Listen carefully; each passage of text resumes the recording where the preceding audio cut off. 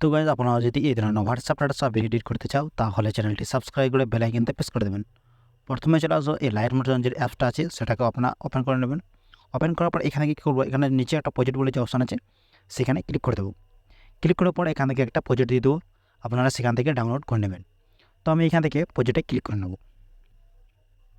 Click করার পরে এরকম করে একটা পেজ চলে আসবে। আসার পরে কী করব, এইখান থেকে ফন্টগুলো অ্যাড করতে হবে, বলছে এইখানে ফন্ট অ্যাড করতে হবে। তো অ্যাড করার জন্য কী করবো, এখান থেকে ওকে করে নেবো। ওকে করার পর নিচের দিকে চলে আসবো। আসার পরে এখান থেকে দেখতে পারবেন এখানে এদিকে ফন্ট আছে, এখানে যে এইগুলো যেগুলো আছে সেগুলো এখানে ফন্ট অ্যাড করতে হবে। মানে অ্যাড করার জন্য কী করবো, যে কোনো একটা এখানে ফন্ট এখানে ক্লিক করলাম।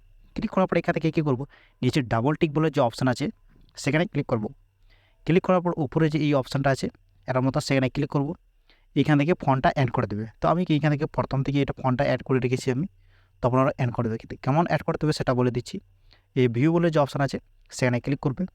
ক্লিক করার পর এরকম করে পেজ চলে আসবে। আসার পরে সেম আবার ওখানে ক্লিক করবেন। এই নিচে সব থেকে নিচে অপশান আছে ফন্ট বলে অপশান, সেখানে ক্লিক করবে।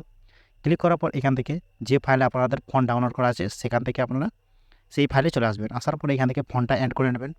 অ্যাড করার পরে কী করব, অ্যাড করার পর দেখবো এইখানে ফন্টটা কোনখানে আছে। তো আমার এই যে ফন্টটা আছে সেটা বলে এইখানে। তো আসার পরে সেটাকে ক্লিক করব। ক্লিক করার পর এটা কী করব, এটা একদম এটা অ্যাড হয়ে গিয়েছে। এটা অ্যাড হয়ে গেছে ফন্টটা, দেখতে পাচ্ছেন এটা চেঞ্জ হয়ে গেছে ফন্টটা। আবার এখানে ব্যাক চলে আসবো। আসার পরে আবার এখানে ক্লিক করব। আবার এই ফন্টটায় ক্লিক করব, ডাবল এই যে অপশানটায় ক্লিক করব। ক্লিক করার পর আবার অ্যারেশনে ক্লিক করব। এর প্রথমে যে ফন্টটা আছে সেখানে ক্লিক করে দেবো। ক্লিক করার পর আবার এখান থেকে টিক করে দেবো।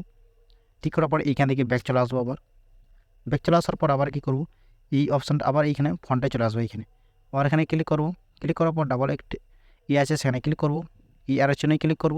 এইখান থেকে ফন্টটা সিলেক্ট করে দেবো, এইখান থেকে টিক করে দেবো, আবার এইখান থেকে ব্যাক চলে আসবো। তো এরকম করে একটাই এরকম করে অ্যাড করে নেবেন। তো অ্যাড করার পর আবার কী করবো, এইখান থেকে একদম এইখান থেকে ফটোগুলো রিপ্লেস করতে হবে। রিপ্লেস করার জন্য কী করব, প্রথমে এইখানে একটা ভিডিও অ্যাড করতে হবে। অ্যাড করার জন্য কী করব, এই যে প্লাস চিহ্ন আছে সেখানে ক্লিক করব। ক্লিক করার পর এখান থেকে এই মিডিয়াতে ক্লিক করব। আসার পর এইখান থেকে একটা ভিডিও এখান থেকে সেট করে নেবো। এখান থেকে তোমার একটা ভিডিওটা এখান থেকে অ্যাড করে দিই। তো এই ভিডিওটা আমরা একদম ভিডিও নিচে পেয়ে যাবেন।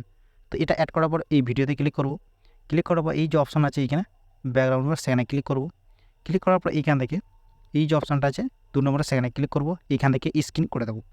স্ক্রিন করার পর এটাকে কী করব, একদম এইখান থেকে ব্যাক চলে আসবো। আসার পর দেবে এই ফন্টটা এটা অ্যাড হয়ে গিয়েছে। একদম এই পর্যন্ত যে বিট মার্ক আছে এত পর্যন্ত অ্যাড করব।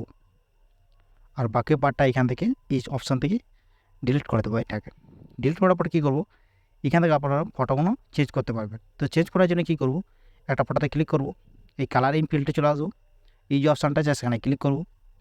ক্লিক করার পর এখান থেকে ফটোটা এখান থেকে অ্যাড করে নেবেন। তো আমি এখান থেকে যে কোনো একটা ফটো এখান থেকে অ্যাড করে নিলাম। প্লাস চিহ্ন উপরে যে অপশান আছে সেখানে ক্লিক করে এটাকে অ্যাড করে নেব। তো দেখতে পাচ্ছেন এই ফটোটা একদম এটা হয়ে গিয়েছে, এখানে অ্যাড হয়ে গিয়েছে। আবার এখানে চলে আসবো। আবার 2 নম্বর ফটোতে ক্লিক করব। কালার ইন ফিল্ডে চলে আসবো। এই অপশানে ক্লিক করব। ক্লিক করার পর এখান থেকে এখান থেকে ফন্টটা সিলেক্ট করে নেব। ফটোটা সিলেক্ট করে নেব, ফন্টটা বলছি ফটোটা। আবার এখান থেকে প্লাস চিহ্ন ক্লিক করে এখান থেকে সেভ করে নেবেন। এইখান থেকে যা ফটো আছে সব ওইরকম করে রিপ্লেস করে দেবেন।